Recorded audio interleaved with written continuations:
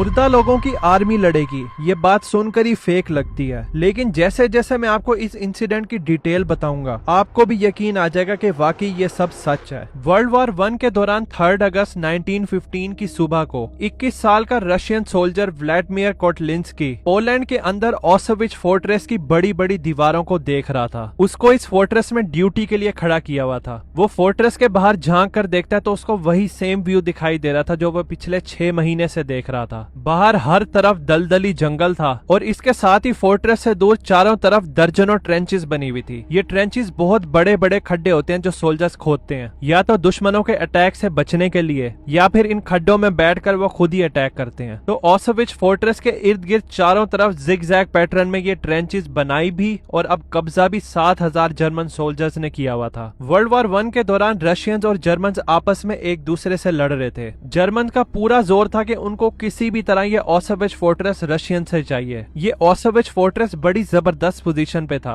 इसके अंदर रेलवे तक गुजर सकती थी। इस फोर्ट्रेस के साथ रिवर भी बहता था और मेन रोड भी थी। सिंपल ये समझो कि जिसके पास भी ऑसविच फोर्ट्रेस का कब्जा था वो वॉर के दौरान बड़े अहम जंगी सप्लाईज को आसानी से ट्रांसपोर्ट कर सकते थे इस पूरे क्लैश वाले एरिया में। पिछले 6 महीनों से ये 7,000 जर्मन सोल्जर्स बड़ी कोशिश करते हैं इस फोर्ट्रेस पे कब्जा करने के लिए, लेकिन अंदर बैठे व्लादिमीर कोटलिंस्की और 900 रशियन सोल्जर उनकी कोशिशों को बार बार नाकाम कर देते हैं। तो उसी सुबह 3 अगस्त 1915 को व्लादिमीर किले की दीवार से बाहर उन ट्रेंचेस की तरफ देख रहा था। इस टाइम तक दोनों रशियन और जर्मन सोल्जर्स खामोश हो गए थे। ना ही वो लोग एक दूसरे पे अटैक कर रहे थे और ना ही वो इधर से कहीं हिल रहे थे। बस दोनों पार्टीज अपनी अपनी जगह पर थे और वेले बैठे थे। इनफैक्ट पिछले कई हफ्तों से इधर कोई एक्शन नहीं हुआ था। तो फोर्ट्रेस के अंदर रशियन सोल्जर्स बोर हो जाते हैं। तो बोरियत को खत्म करने के लिए वो पिछले दरवाजे से नहर में मछलियां पकड़ते हैं। लेकिन इस सुबह व्लादिमीर दीवार से ट्रेंचेस की तरफ देखते हैं तो वो बड़ी अजीब चीज नोटिस करते हैं उस ट्रेंच में जो फोर्ट्रेस के सबसे करीब थी।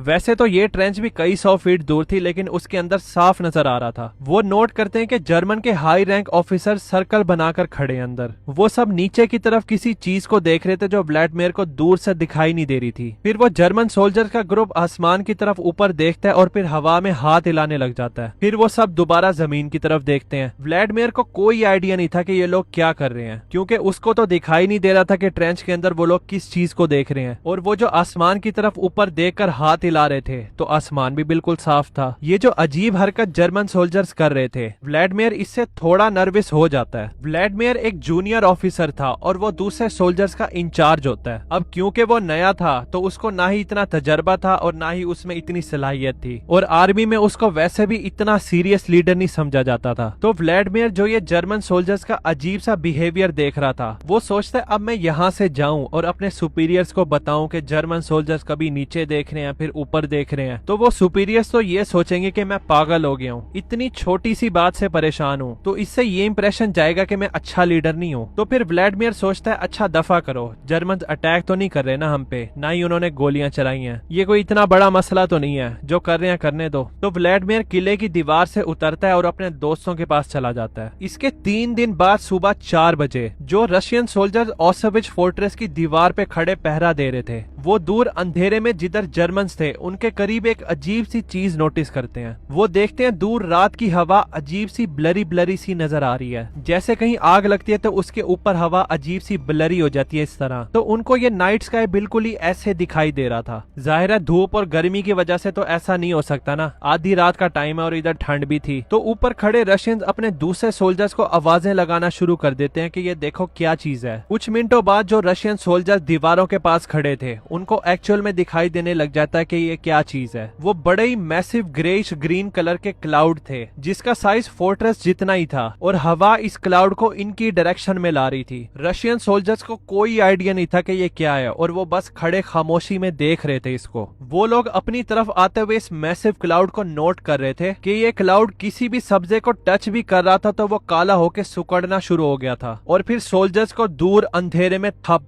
थप थप थप थप थप ये आवाजें सुनाई देना शुरू हो गई थी। वो परिंदों के हवा से मरकर गिरने की आवाजें थी जो इस क्लाउड से गुजर रहे थे। इस टाइम पर रशियंस पैनिक होना शुरू हो जाते हैं। वो भागते हुए अलार्म बजाकर दूसरे सोल्जर्स को उठाते हैं कि वो अटैक के लिए तैयार हो जाएं। जब वो ये सब कर रहे थे तो उनको किले के अंदर अजीब सी गंदी केमिकल की बू आना शुरू हो गई थी और थोड़ी देर में सारे रशियंस हर तरफ अपने साथियों के खांसने की आवाजें सुन रहे थे। तो होता ही है कि 3 दिन पहले व्लादिमीर जो वो अजीब सा बिहेवियर नोट करता है जर्मन ऑफिसर्स का कि वो नीचे देख रहे हैं, फिर ऊपर देख रहे हैं, फिर नीचे देख रहे हैं। वो कर ये रहे थे कि वो लोग ऑसेविच फोर्ट्रेस पे केमिकल अटैक की तैयारियां कर रहे थे। नीचे ग्राउंड पे इस पॉइजनस गैस के कनस्तर पड़े हुए थे जो व्लादिमीर को दूर से दिखाई नहीं दे रहे थे और वो जो ऑफिसर्स ऊपर की तरफ देखकर हाथ हिला रहे थे वो हवा को देख रहे थे इस अटैक को लॉन्च करने के लिए। हवा राइट स्पीड और डायरेक्शन में है भी या नहीं। 3 दिन पहले हवा इनकी फेवर में नहीं थी, तो आज सुबह 4 बजे 6 अगस्त 1915 को ये हवा परफेक्ट स्पीड में फोर्ट्रेस की डायरेक्शन में थी। तो वो लोग इस गैस को रिलीज कर देते हैं और ये गैस सबसे खतरनाक गैस थी किसी भी ऑर्गेनिज्म के लिए। ये क्लोरीन और ब्रोमीन गैस की कॉम्बिनेशन से बनी होती है। वैसे तो क्लोरीन और ब्रोमीन गैस अकेले ही काफी होती है इंसान को मारने के लिए, लेकिन जब इन दोनों को मिक्स कर दें तो ये गैस बहुत ही ज्यादा टॉक्सिक हो जाती है। और सिर्फ यही नहीं, जब ये गैस हवा में मौजूद मॉइस्चर या नमी के कांटेक्ट में आती है तो ये हाइड्रोक्लोरिक एसिड बन जाती है, जिसका मतलब था अगर कोई बंदा जिसने गैस मास्क नहीं पहना हुआ और वो इस गैस के कांटेक्ट में आ जाए और वो सांस के जरिए उसको सूंघकर अंदर ले जाए तो लिटरली उनके लंग्स एसिड से भर जाएंगे और वो एसिड लंग्स को अंदर से डिसॉल्व करना शुरू कर देगा और साथ ही ये एसिड आंखों में, नाक में भी जाएगा तो लिटरली स्कल में हर तरफ सुराख हो जाएंगे। और अगर आप इस गैस के कांटेक्ट में आ जाओ तो आपको कोई भी नहीं बचा सकता, आपकी मौत पक्की है। और ये नहीं कि आप डिसॉल्व होकर फौरन मर जाओगे, बल्कि आहिस्ता आहिस्ता बहुत ही खतरनाक तकलीफ वाली मौत होगी। इस पॉइंट तक वर्ल्ड वार 1 में जंग के दौरान केमिकल्स किसी ने यूज नहीं किए थे, जिसका मतलब था कि रशियन आर्मी ने अपने बंदों को गैस मास्क ही नहीं दिए थे, लेकिन जर्मन आर्मी ने दिए थे। और जर्मन्स को यह भी पता था कि रशियन आर्मी ने अपने बंदों को गैस मास्क नहीं दिए हुए। अब ये जहरीली गैस ऑसेविच फोर्ट्रेस के कोने कोने में फैल जाती है, तो रशियन सोल्जर्स अपने आप को इस गैस से बचाने के लिए कुछ भी नहीं कर सकते थे। उसी टाइम सोल्जर्स की आंखों से, मुंह से, कान से खून निकलना शुरू हो जाता है और लिटरली खांसी के साथ उनके लंग्स के छोटे छोटे टुकड़े भी बाहर आ रहे थे और अंदर रशियंस को समझ आ गई थी कि उनको गैस के जरिए पॉइजन दिया गया है। तो जो सोल्जर्स अभी इस गैस के कांटेक्ट में नहीं आए थे, मतलब जो अभी ज्यादा अफेक्ट नहीं हुए थे, वो अपने कपड़े फाड़ते हैं, उसको पानी में भिगोकर अपने मुंह पर लपेट लेते हैं ताकि ये गैस इन पे कम ही अफेक्ट करे। लेकिन इसका ज्यादा असर नहीं होता, बल्कि शायद ये आर्जी गीले मास्क ज्यादा वर्ष थे, क्योंकि गैस इनकी मॉइस्चर से इंटरेक्ट करके और ज्यादा काम खराब कर रही थी। अब अंदर रशियंस तो गए, एक तो किले में हर तरफ गैस फैल गई थी, ना ही कोई वेंटिलेशन सिस्टम था और बाहर चारों तरफ से जर्मन सोल्जर्स ने इनको घेरा हुआ था, तो कहीं भी जाए रशियंस मौत से नहीं बच सकते थे। अंदर व्लादिमीर उन कुछ सोल्जर्स में से थे जो अभी भी अपने पांव पर खड़े थे, तो व्लादिमीर बड़ी मुश्किल से खिड़की के जरिए बाहर झांक कर देखते हैं तो जर्मन्स उनकी तरफ भाग कर आ रहे थे। वो गोलियां और मशीन गन्स भी फायर कर रहे थे। उनको पता था बस थोड़ी देर में जर्मन्स किले की दीवार के पास पहुंचेंगे, अंदर एंटर होंगे और हम में से एक एक बंदे को मार देंगे। लेकिन व्लादिमीर का रिएक्शन ये नहीं था कि वो डरे हुए थे, बल्कि उनमें एकदम से मोटिवेशन आ जाती है कि अगर वो लोग अंदर आकर हमें मारने वाले हैं तो हम उनके लिए ये जितना मुश्किल हो सके बनाएंगे। व्लादिमीर की रेपुटेशन वैसे भी थी कि वो बहादुर है। इन 6 महीनों में जितनी बार भी लड़ाई हुई थी व्लादिमीर सबसे आगे थे लड़ने में। ये बड़ा बहादुर बंदे थे। अब जर्मन्स किले की तरफ बढ़ रहे थे, गन फायर कर रहे थे, तो व्लादिमीर खिड़की छोड़कर मुड़ते हैं और ओपन कोर्टयार्ड के ऊपर पहुंचते हैं, जिधर बचे हुए सैकड़ों रशियन सोल्जर्स अभी भी आदमी हालत में जिंदा थे। ये सब लोग मरने वाले थे। इन सब लोगों पे जहरीली गैस का असर हो गया था और बस इनके पास थोड़ा सा टाइम था। व्लादिमीर इनके पास जाते हैं, वैसे तो वो जूनियर थे लेकिन फिर भी बोलते हैं हम सब लोग मरने वाले हैं, लेकिन इस टाइम जो हम करेंगे लोग हमें इससे सारी जिंदगी याद रखेंगे। उनकी इस बात से ये जो रशियन सोल्जर्स जो बस मरने वाले थे वो इतना मोटिवेट हो गए थे कि वो सब इकट्ठे हो जाते हैं। अब जैसे इन लोगों के मुंह से, आंखों से खून निकल रहा था, खांसी तक से इनके लंग्स के टुकड़े निकल रहे थे, तो व्लादिमीर उनको प्लान समझाते हैं। फिर व्लादिमीर सबसे आगे, उनके पीछे ये सोल्जर्स जो अभी मरने वाले थे, वो लोग एकदम से किले का दरवाजा खोलते हैं और जर्मन सोल्जर्स पर चीखते हुए हल्ला बोल देते हैं। उधर जर्मन ये सोचकर बैठे थे कि इस केमिकल अटैक की वजह से सारे रशियंस मर जाएंगे और इस किले पे मजे से कब्जा कर लेंगे और जब ये लोग अंदर जाएंगे तो सभी लोग मरे हुए होंगे। लेकिन इसके बजाय एकदम से किले का गेट खुलता है और आगे से बंदे निकलते हैं जिनके मुंह पर खून के कपड़े लिपटे हुए थे। खांसी से उनकी ऑर्गन्स उनके मुंह से बाहर आ रही थी और वो गन्स उठाकर ज़ॉम्बीज की तरह आगे चलते करते हुए इनकी तरफ बढ़ रहे थे। उनके मुंह से जिनों की तरह चीखों की आवाजें आ रही थी। तो लिटरली ये सब देखकर जर्मन सोल्जर्स की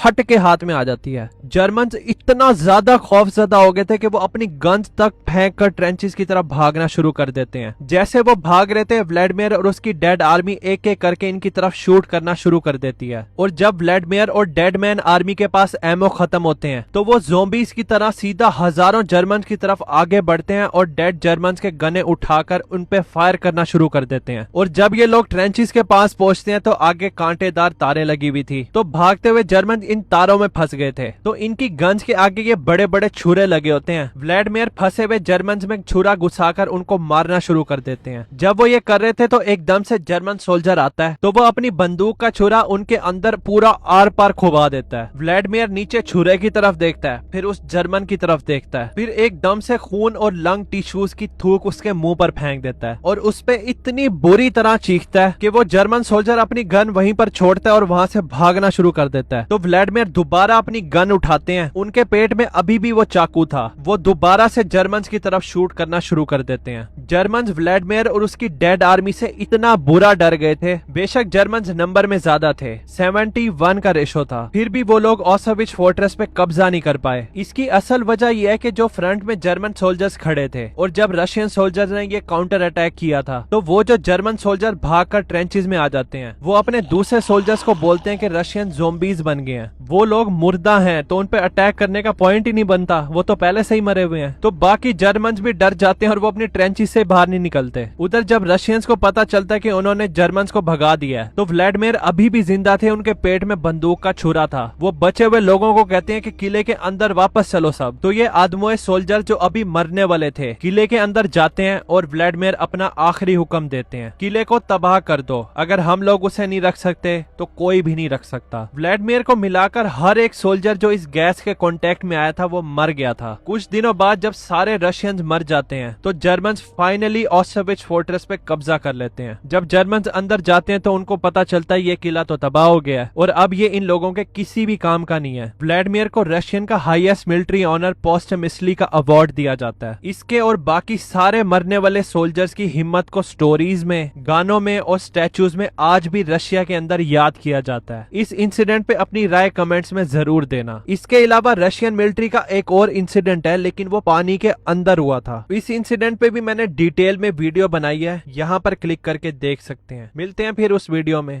थैंक्स फॉर वॉचिंग।